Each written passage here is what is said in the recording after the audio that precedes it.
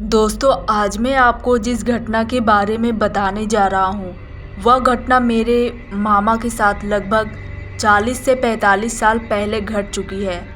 तब उनकी शादी नहीं हुई थी और वे डरावने बातों में विश्वास नहीं करते थे जब तक कि उनके साथ यह डरावनी घटना घटित नहीं हुई थी। तो कहानी को आगे बढ़ाने से पहले अगर आप चैनल पर पहली बार आए हैं तो चैनल को सब्सक्राइब जरूर कर ले। तो चलिए बढ़ते हैं आज की कहानी की ओर।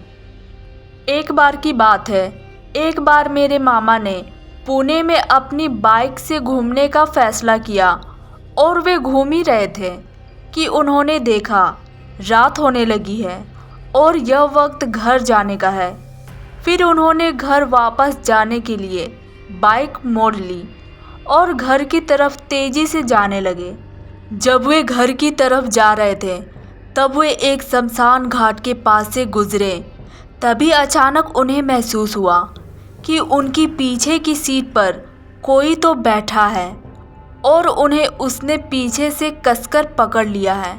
वे बहुत बुरी तरह से डर गए थे और चिल्लाने की कोशिश करने लगे, लेकिन चिल्ला नहीं पा रहे थे और उन्हें किसी की शैतानी हंसी सुनाई दे रही थी।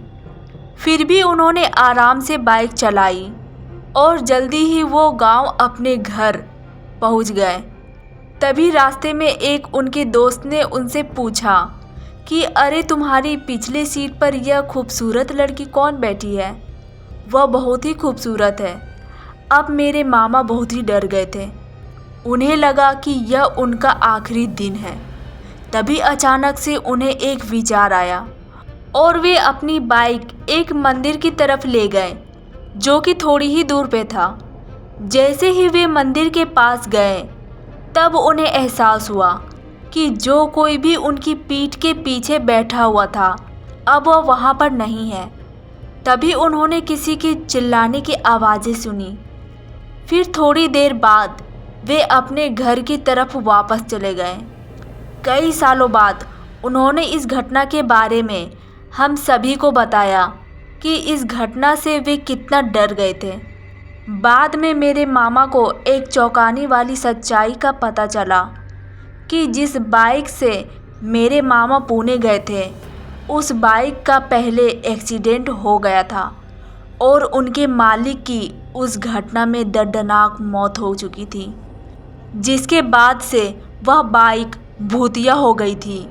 उन्होंने बताया कि उनके दोस्त ने भी उनको इस बाइक का इस्तेमाल करने से मना किया था, लेकिन उन्होंने इस बात को नज़रअंदाज कर दिया और वे उन पर हंसने भी लग गए थे।